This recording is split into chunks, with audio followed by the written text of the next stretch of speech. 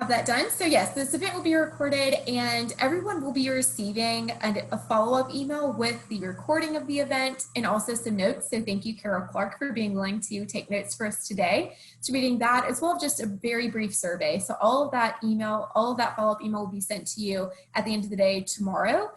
So just be on the lookout for that. And before we get started, I just want to quickly acknowledge that we are going to be talking about the Great Recession in 2008.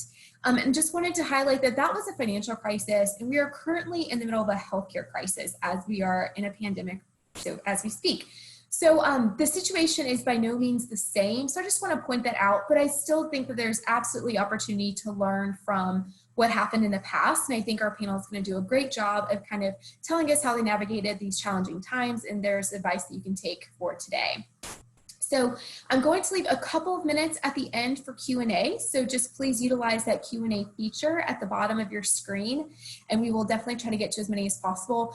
But today, most of the questions are provided by you. So when you registered for the event, you had an option to ask the panelists questions. So we tried to take as many as possible, and we're going to try to go through as much as we can. If we don't get to your question, or if you have additional questions come up, we highly encourage you to participate in part 2 of this event. So again, that was mentioned on the registration form. So it's really just a small group conversation. So we'll be using Zoom meeting and we'll have the breakout option. So luckily all the panelists will be able to join us for that event next week. So that's going to be Wednesday, August 5th at noon. So same time, same place. So hope to have you there, especially if you don't get your questions answered or if you just want that small group setting. I think that'll be a really good option for everybody. I'm going to send a very quick survey. I'm going to post it in the comment box here shortly, and then I'm going to make sure I reference it at the end of the meeting as well, just in case you maybe said no that you weren't interested initially, but now you are, or if you still are interested and just want to make sure you get that information. I just want to make sure to have a list of everyone who I can email about that event. So more to come on that. So without further ado, I would love to introduce Julia Kohler, who is our moderator for today. We are very excited to have Julia. So she graduated from NC State in May of 2020 with a degree in polymer and color chemistry and a concentration in medical sciences. During her time as an undergraduate, enjoyed discovering her passion for textiles through coursework and internships, traveling and living abroad for a semester, and serving as an Alumni Association student ambassador. She has recently been accepted into the Master's in Textile Chemistry program within the Wilson College of Textiles. Congratulations. And hopes to pursue work in material and color development upon graduation.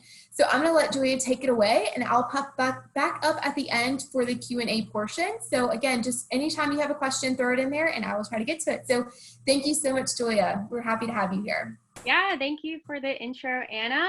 I will go ahead and introduce our panelists, who I am so excited to hear from.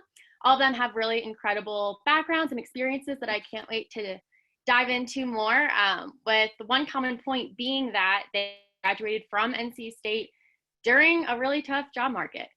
So I will go ahead and introduce everyone. We have, first up on the panel is Nick Jeffries. He is the Assistant Chief Human Resource Officer / Director of Human Resources for Duke University's School of Medicine. Nick received his undergraduate degrees from NC State in Communication and Business Management, and his graduate degree in Human Resources from the University of Tennessee.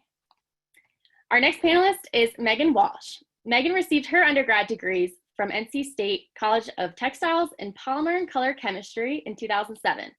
Megan utilizes her love of textiles, color, quality, and people at Patagonia, where she has worked since 2017, and is currently Director of Materials Performance. Next, we have Caroline Delaney. Caroline is the CFO of Muddy River Distillery in Belmont, North Carolina. She and her husband started Muddy River in 2011 and were the first rum distillery in the state, which is so cool. She graduated from NC State with a degree in accounting in 2008. And last but not least, we have Chad Weatherman. Chad graduated from NC State in 2008 with a BS in sports management and minor in accounting. Chad went on to open his own financial planning firm in 2014. And with the most recent recession opening up an opportunity for his firm to join a much larger financial planning firm where he is currently transitioning. I can't wait to hear more about that. So that's our panel today. I'm eager to hear more from all of you, so I'm just going to jump into some questions.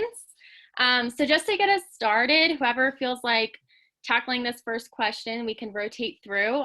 Just tell us the year you graduated and how the recession affected you directly or indirectly.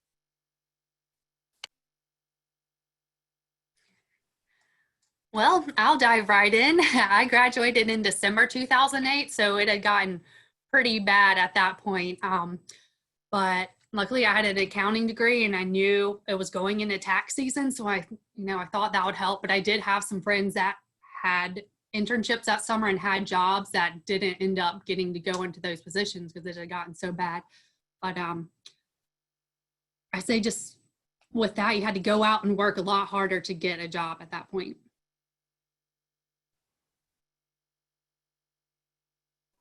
I'll go next. I graduated in May 2007, so before everything hit, and had a job first, got my dream job in 2008, and 4 months later got fired from that dream job in a pretty large round of layoffs. So that was a lot of fun. You know, I think the thing I'll remember is just the number of opportunities, how limited they were. I think when we were getting close to graduation, I think you have this vision of all these jobs that you're going to apply for and different opportunities that you may have. And when you enter the market, you realize things have quickly changed. And so that's the thing I'll never forget is how limited job opportunities were. And when you were looking for roles, they weren't out there at the same rate that they were in the previous years. So I graduated in December of 2008.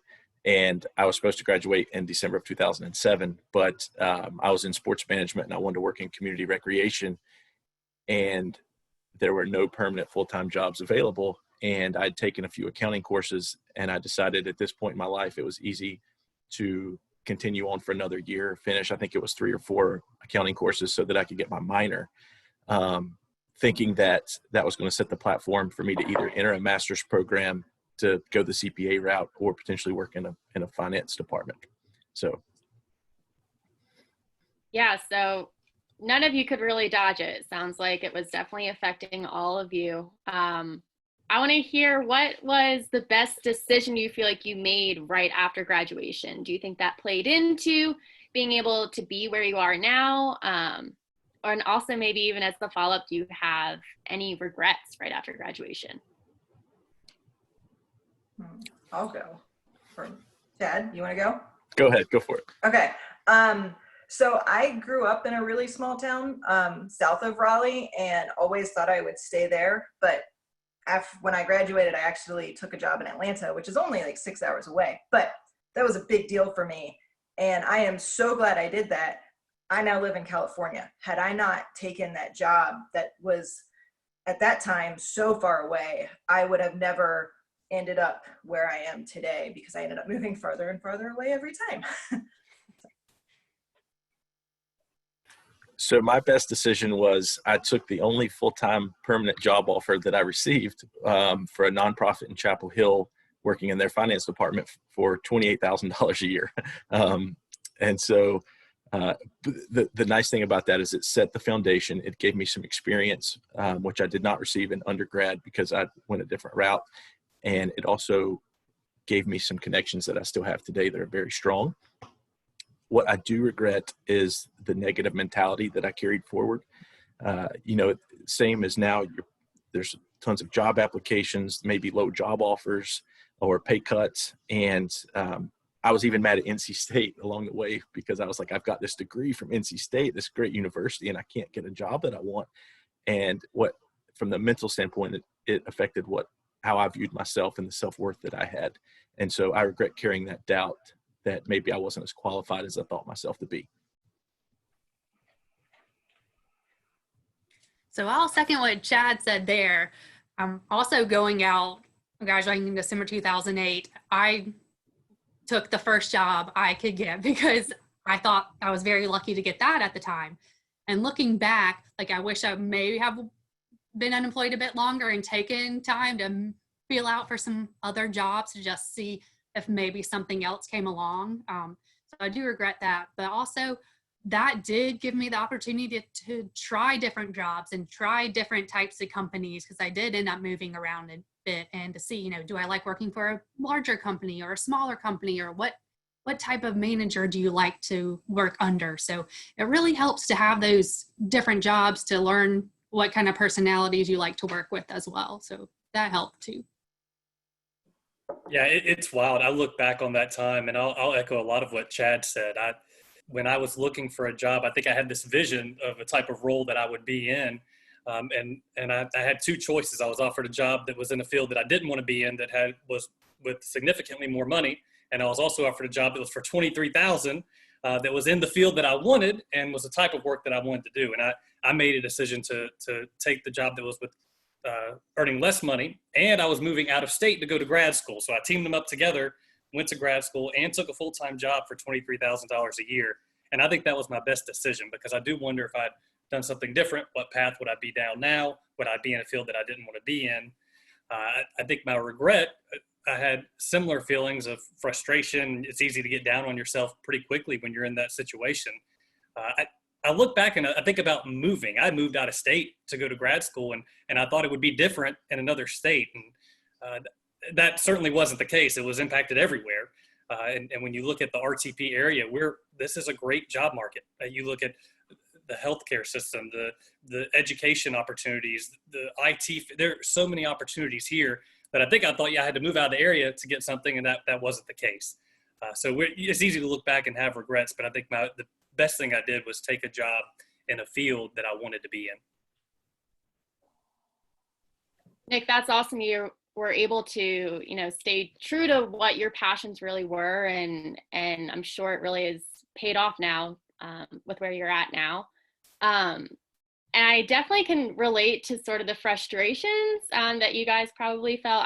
Like Anna said, I just graduated in May, and I'm like, wait, 3 months ago, everything was set up perfectly for 2020 graduates. And definitely just with the way that things unfolded, it felt like all of a sudden the world was pitted against us. So I know that there are quite a few 2020 grads on this call. So I think that advice you guys gave to, not be down about it, or have that really negative perspective is really important. So those are really great answers though. I'm going to keep going. And just to sort of, since we kind of have a feel of when you guys graduated and sort of the initial paths you had, could you just sort of summarize all that and just explain how you entered the job market and migrated to where you are now?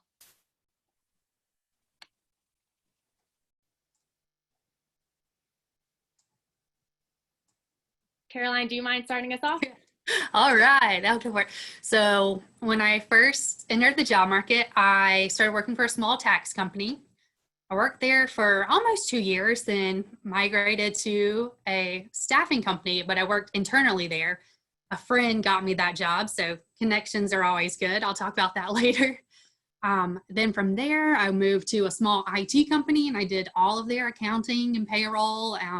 So I really had a lot of variety going on. That company was having some issues, and also my husband started making rum in our kitchen illegally about that same time, and then got legal and filed the permits. And we'd been doing that on the weekend, and we got to this point where we were selling in the ABC stores, but it was just kind of a side thing. I'm like, okay, at this point, we're either just wasting time because we're still doing it, or we either need to jump in full time and go for this. So at that point, I decided to leave that job and went full entrepreneurial with him. So it was a big leap, but it turned out all right.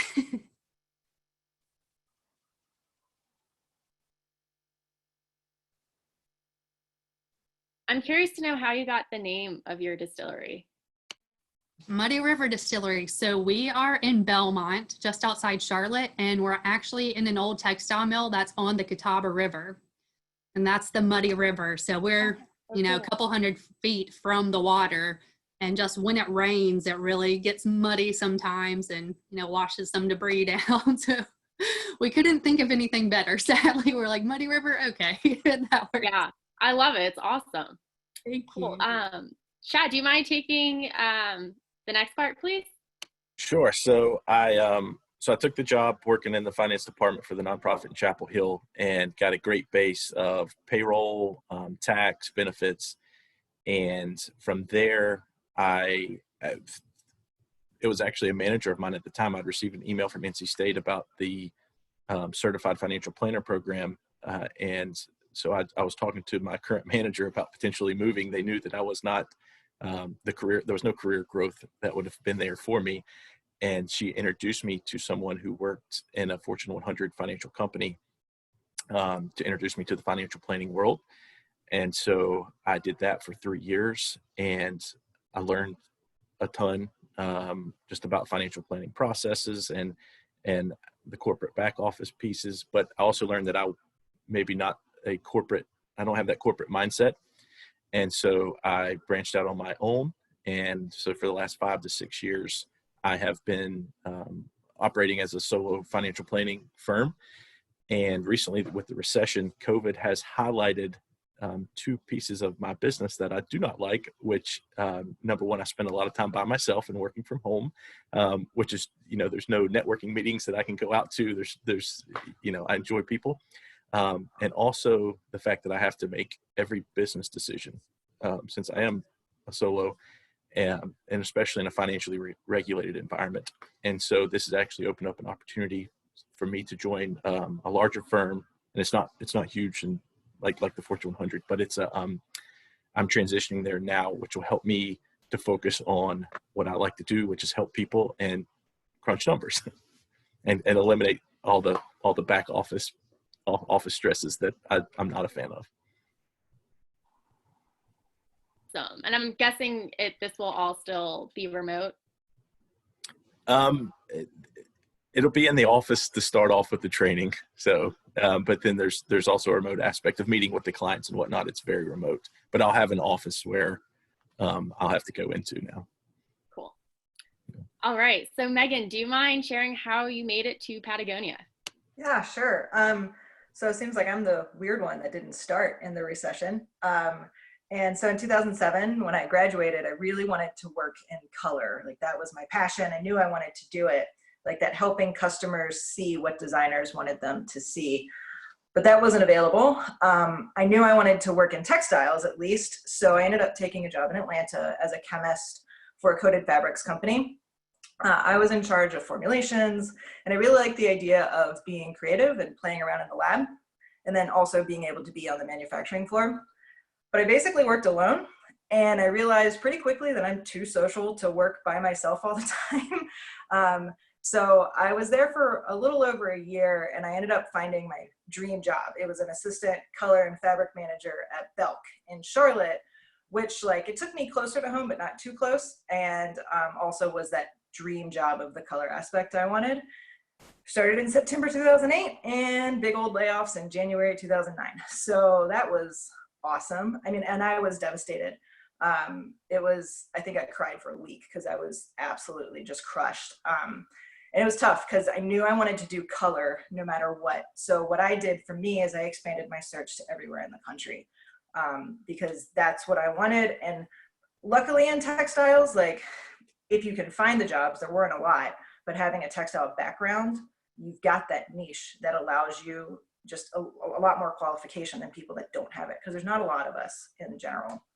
So I got really lucky, and I actually found a quality specialist at a medical company in Chicago, and they do reusable textiles, and what they needed was someone to help with matching colors through production, as well as a lot of other things. So I went for it, and I was there for 8 years. I actually also took a year as a product manager and realized I was really bad at it and didn't like it. So I went back to quality after that. And that actually helped me be better at quality to have the business experience on the kind of flip side.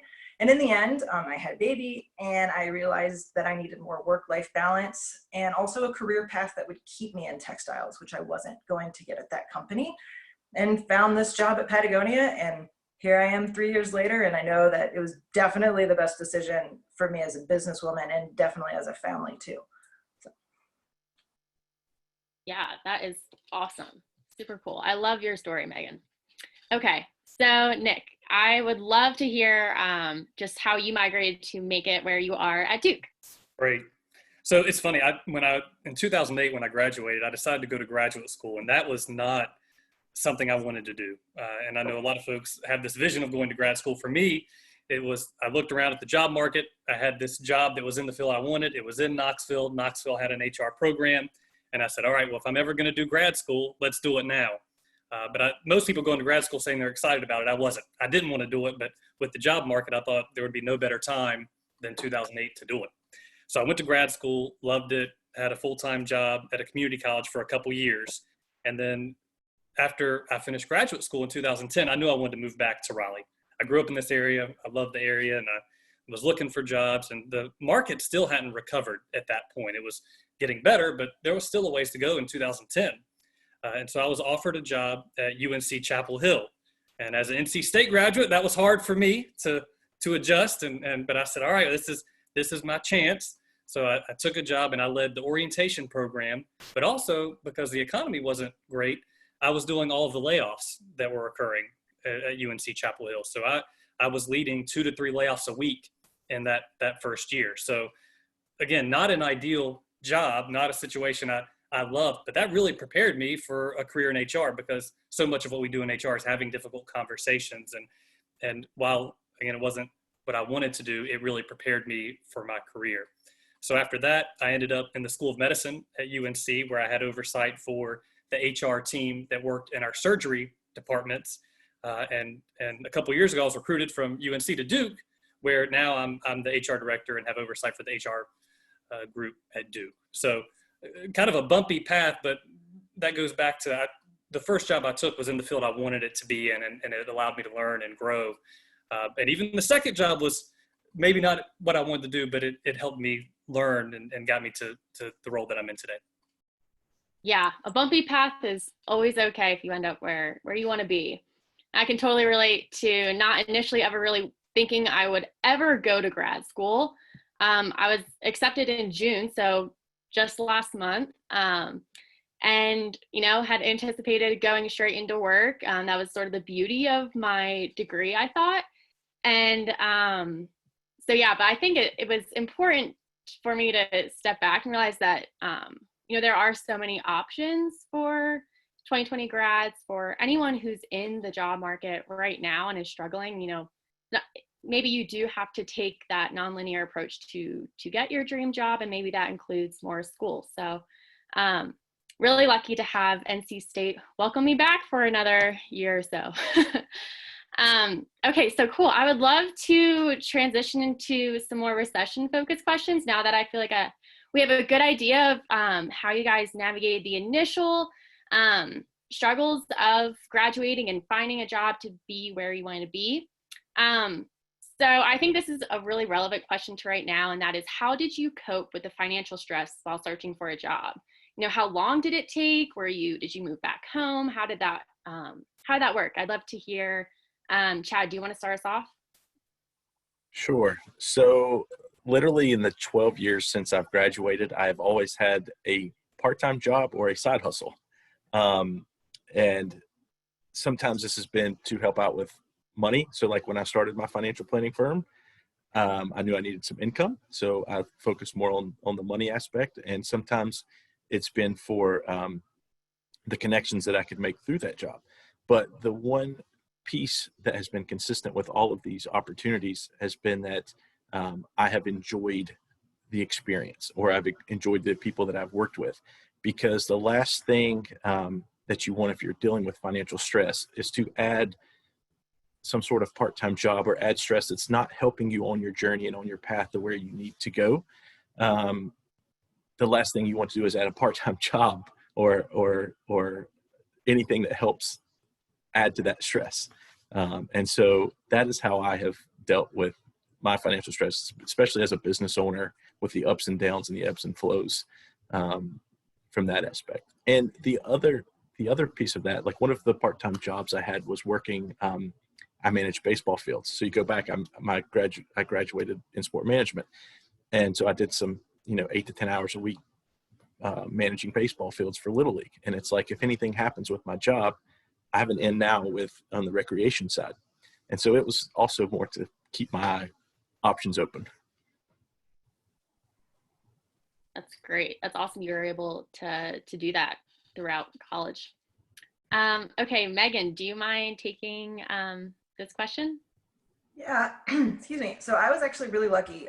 My company gave me 3 months of severance when I was let go and was looking for a job. And so I went gung-ho because my backup plan was to move home with my parents, which I love them very much, but I really did not want to do that.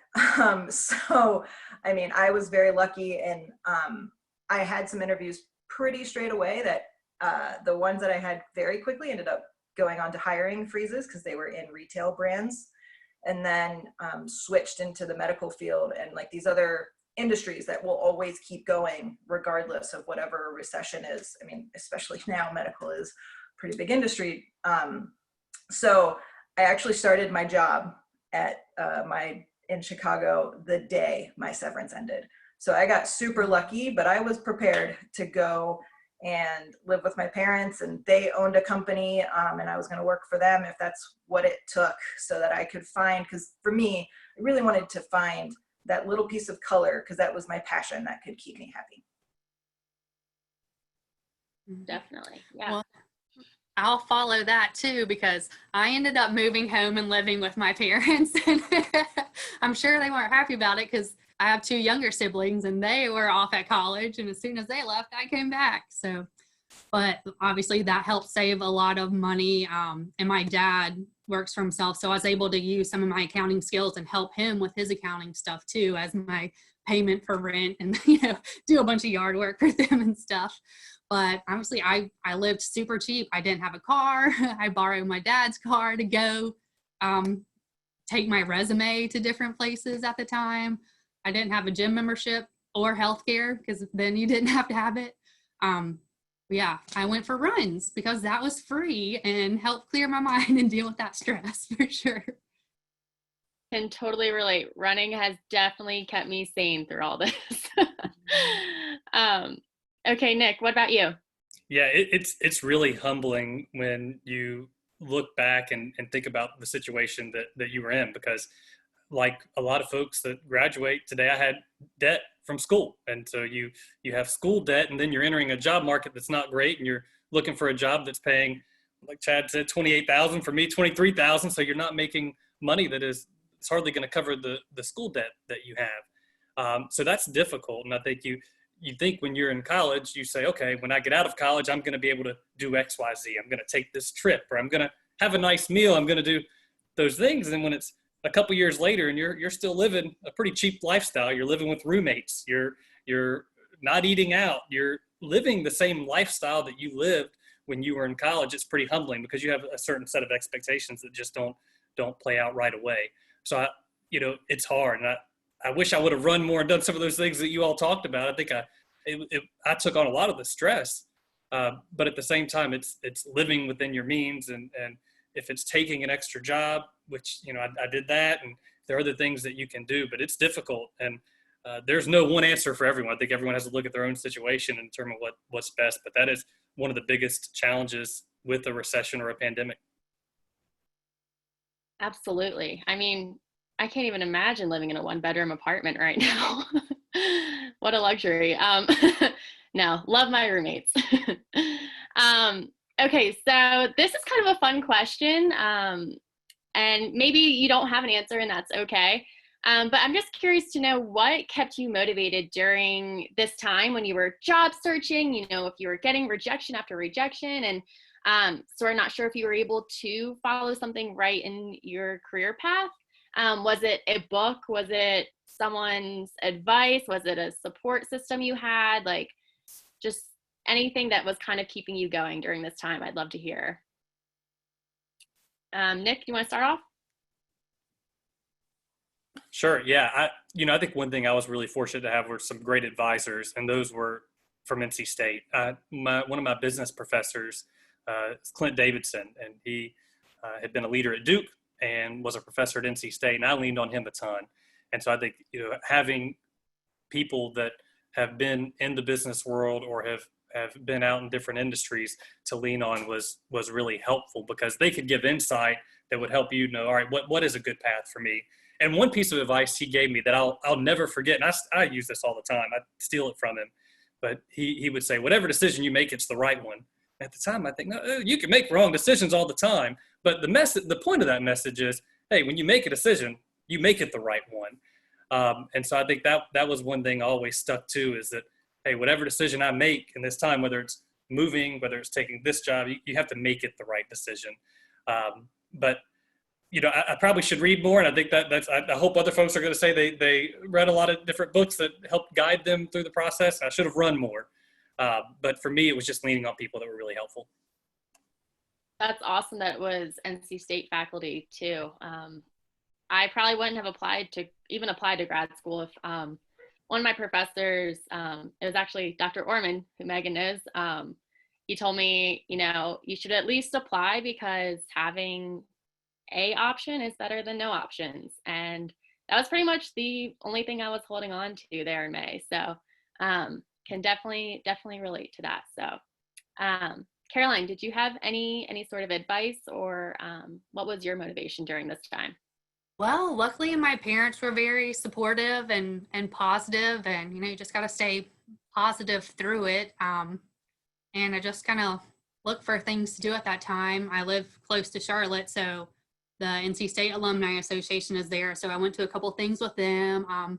Also, I'm in a sorority, so to connect with that alumni group, like, it'll just give you those connections and, you know, give you some hope to keep on going and just still get involved with people in the workforce as well while you're trying to look for a job.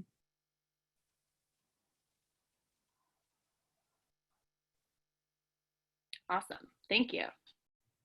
Megan, do you want to go ahead and jump on that? Yeah, sure. I mean, similar to Nick, I had a great support system through my family. I really struggled. Getting let go from my dream job actually took me into some pretty severe depression, and I needed people to help me get out of that. And as I look back, like, that was okay. Like, it was okay to feel that, and it's okay.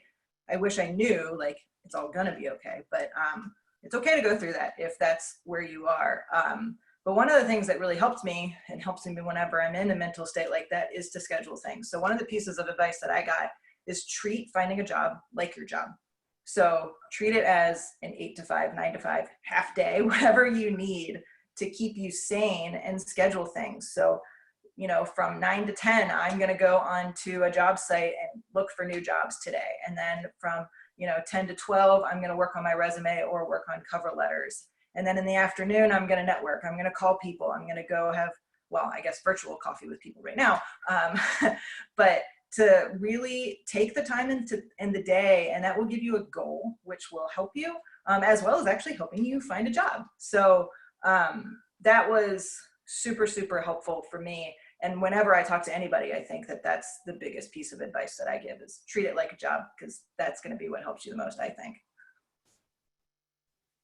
Great advice. Yeah. I wish for me that I had a plan, but kind of like my decision to leave the corporate to start my own financial planning firm, I've always been a do-it-yourselfer, and my fear was moving back home. I'm from Western North Carolina, to my family, and so that was probably the smart decision. But I don't want to say that I would have felt like a failure, would have been a strong word, but that I didn't achieve what I set out to achieve. And so I was like, I'm going to stay in the Triangle area where I want to be, and I'm going to figure out some way to make it work. Now I'll say this: over the last 5 years, as I've been in my own practice, and I have this book right here that I would recommend people reading. It's called Designing Your Life. It's by there's two Stanford professors that started a program at Stanford, and it's basically helping develop the mindset to develop the career that you want and the life that you want. Instead of, you know, right now everyone's in the same boat of finding whatever job we can find to take, or, you know, I'm getting laid off from my dream job. You know, how do you recover? How do you reset from that? And one of the stats that I just read from this book is 3/4 of college graduates don't end up working in a career related to their major.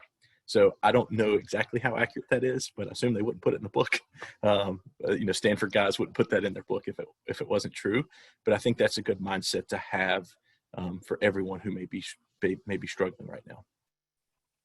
Yeah, sometimes it is just that one chapter in a certain book or just a conversation with a mentor or friend that can really kind of remind you that things aren't too bad and things will pick up. And Chad, I did want to ask too this, anyone is open to answer this question, but maybe you have a good feel for this. But one of the questions that was submitted was, is the recession already set in? How do I know, or what indicates that we are in a recession? It's so hard because there could be a vaccine tomorrow and then, our economy opens up even more. Don't, from the financial perspective, don't follow the market with how today is, because the financial markets seem like they're doing so well and we're almost back to where we were 6 months ago. And so don't follow that and think that you're being left behind in any way. No one knows what the future is. I think, there could be a vaccine tomorrow, and maybe we don't have a vaccine by this time next year, and we're still all doing Zoom meetings and we can't meet in person, and the financial stress is still there. So there is no answer, but I think the big piece is to just keep working on yourself. Keep working on yourself, keep learning, if that means going back to school, if that means taking a one-off course, if that means reading a book, if it means running to clear your mind. And that way, because there's so many factors outside that we cannot control. And I tell clients of mine, we can't control the markets. I have no idea. If anyone ever tells you they know where the market's going, then they're lying. No one knows. And so we have no idea how things are going to play out, but we can control ourselves and the mindset that we have and the qualifications that we're going to keep building for ourselves. So that's my answer to that. I love that. That's great. Does anyone else have any input on that? That's quite all right. And here's an interesting one too. So did the 2008 recession change your view on savings? If so, what did you do? And if not, any changes now with the new recession that has, changed your view on how you save or deal with your financials? Caroline, do you want to start off?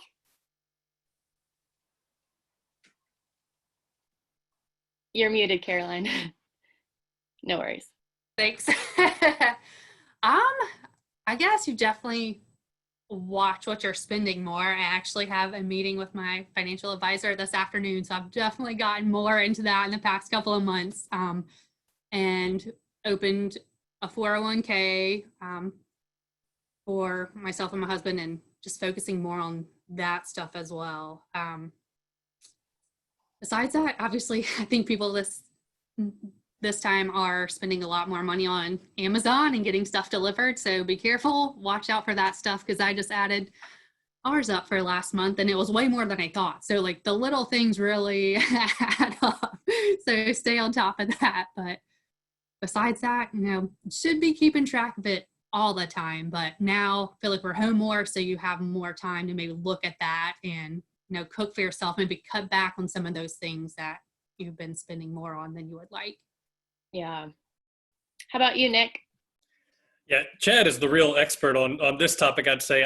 For me, it was how much money could I put down on student loans to make sure they're paid off. And so in a time like this, it's just being really conservative with the money you do have and saving what you can save.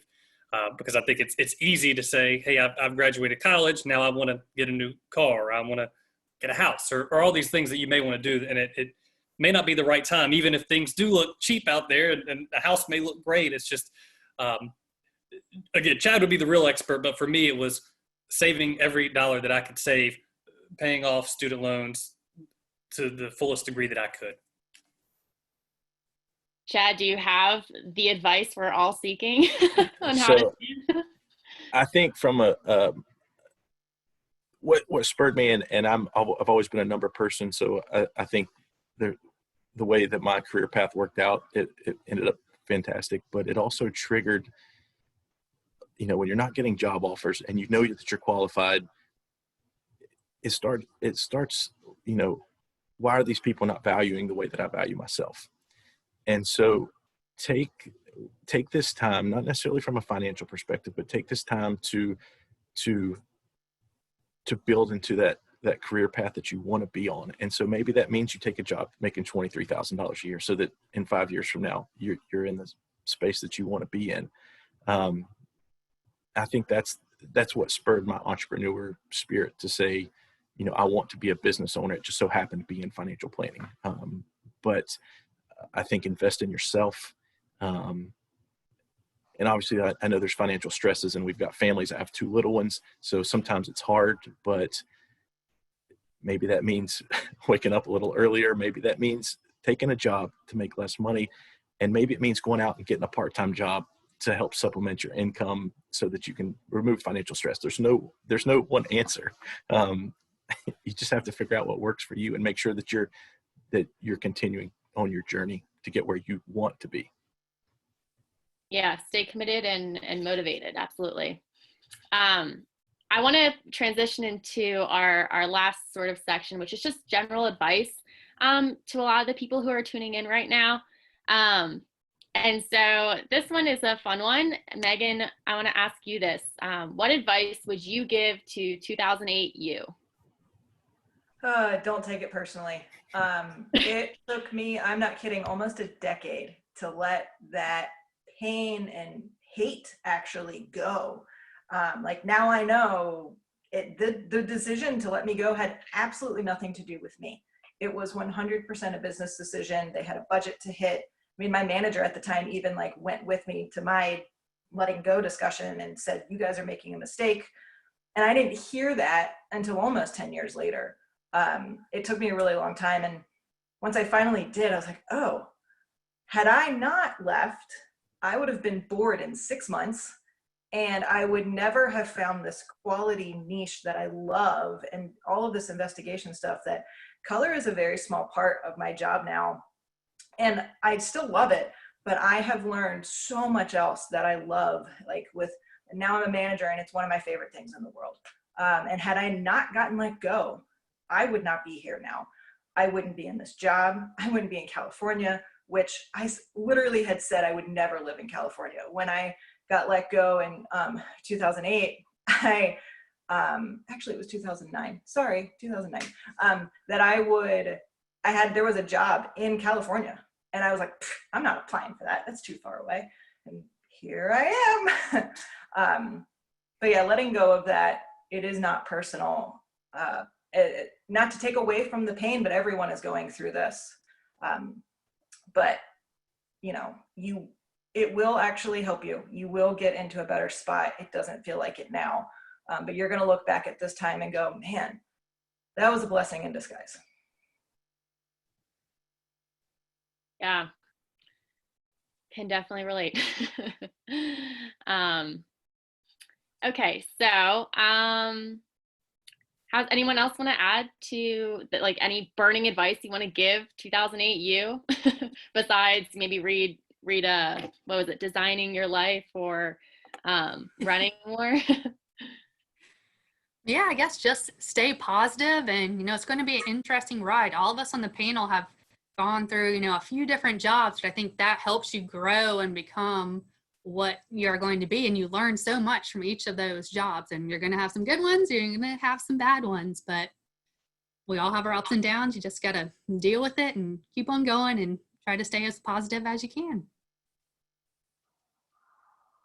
And I don't know if this is going to come up with the rest of the group as something we'll discuss, but as I was thinking about this conversation, one thing that I hear a lot from recent graduates is, what does a salary negotiation look like in a time like this or in a world like this? That is such a great question and a fascinating question in an environment like this. And the one thing I would say for those of you that are in the middle of searching for a job or looking for a job or even in the middle of a negotiation, there isn't going to be the same wiggle room that you would have had a year ago.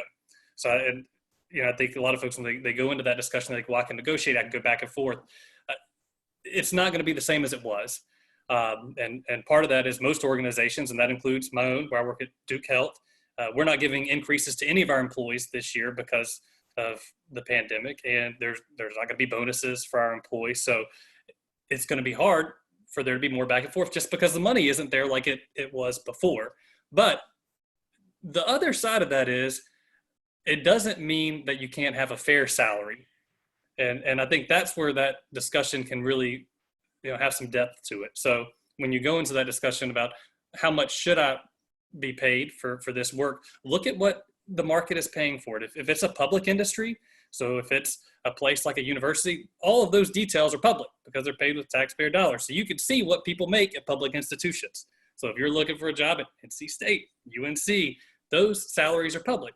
If it's a private industry, there are websites like Glassdoor and plenty others like that where users can go in and submit how much they make for their role. So I think it's important to use resources like that to make sure that you're paid fairly. And that may be the only time you have a chance to advocate for yourself from a salary perspective early on, because in a time like this, if companies aren't giving increases and they're not giving bonuses, whatever salary you receive initially, that may be what you receive for the next year, next 2 years, next 3 years, depending on how long this drags out. So I think that's an important thing. Still vouch for yourself, make sure you have the right data in front of you to determine what would be a fair salary, but there probably won't be the same back and forth that there once was. Yeah, Nick, do you feel like, say that things sort of do pick up and you're in this position that you feel like you're not really being paid fairly for, and, like I said, like, imagine there's a vaccine or something and the economy is sort of better. Do you think then it's fair? Maybe like later, once you've had that experience and kind of proven yourself to say, hey, like here I am right here. I feel like I should be here. Do you think that's something like a fair conversation to be had? Absolutely. And that would be a great time to bring it up. I think the way you bring that up is you come from a perspective of having some of the data to show that you should receive that salary. And I think a lot of people come to that conversation to say, hey, I've been here a year, I should receive X amount. And your boss is going to say, okay, well, what's that based on? Who else is making that amount? I think it's important to have the data to say, yeah, I understand that in Raleigh, this specific job pays between X amount and X amount. I believe I should be here because I have X number of years experience. I have this, I have that, I have this certification, whatever it may be. So I think it's important to have the data behind it, but I think that is a perfect time to bring it up. Things start to pick up. You see your organization hiring. At that point, I think it's fair to say, hey, I want to revisit this. Awesome. Oh, and I want to say a little something about that. So my first job, they had kind of a stepping stone type thing. So she was literally like, after 2 weeks, I'm going to give you a raise. If you're doing a good job and doing it correctly, you get a raise. Then after 2 months, let's reevaluate and do that. So if you have that option too, that could be a good thing to bring up. If you can't pay me this right now, I'm willing to take a little less during this time, but let's go ahead and set a date and say, let's reevaluate it then, and get that on their calendar too. And just to add really quick, like to Nick's point, it doesn't hurt to ask. It matters how you ask, but it does not hurt to ask. Like you're not gonna, in general, no one's gonna rescind a job offer because you asked for more money if you do it appropriately, right? If you come in and you're like, I'm amazing, I need more money because X, Y, Z, like that's probably not gonna help you. But if you do it appropriately, the worst they can say is no, but they're not gonna rescind a job offer because of it. Yeah, it's definitely a tough conversation to have, but if, like you said, if you come in prepared and, with the right data, I think it can really help a situation. So I do want to be respectful of everyone's time and leave a little bit of time for a question and answer at the end. So this will be our last question that I just quickly wanted to ask Caroline. As the entrepreneur in the group, do you think it is possible to start a business during a recession is something someone wanted to know. Absolutely. I think you have more time to kind of get things going, and especially if you don't need to invest a ton of money into it and it's mainly just your time. There's not a lot going on now, so you have more time to spend growing the business and kind of doing research and even doing free things like Facebook. I know they limit a lot of their ads now, but set up a Facebook page, do that stuff, start interacting with people, just kind of get your name out there and get known, and start making other connections too. Yeah, spread the word and just sort of create a platform for yourself. Yeah. Chad, do you have anything to add to that? I think now is a great time to start a business. And this was, kind of going back to the recommendations or advice I would have to 2008. And it's applicable to even next week's session. But if you're looking for a job, if you have a business idea, take the time between now and next Wednesday, if you come back and meet with us again, and write down maybe 3 ideas. And from those 3 ideas, create I call it mind map or a flow chart, and how you could get to those 3. Maybe it's your dream job, maybe it's a dream position, maybe it's a business idea that you have, and kind of map out the processes to get there, because it's not going to happen next month.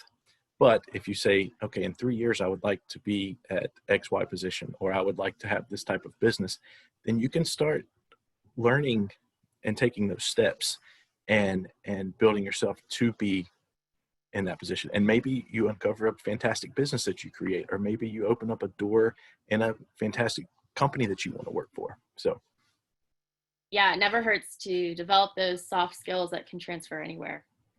Awesome. That was really, really fun. I took a ton of really great notes. I'm definitely going to read Designing Your Life. And I want to hand it over to Anna now to address maybe some of the Q&A that could have popped up. But thank you all so much. This was really fun. It was great to chat with each of you.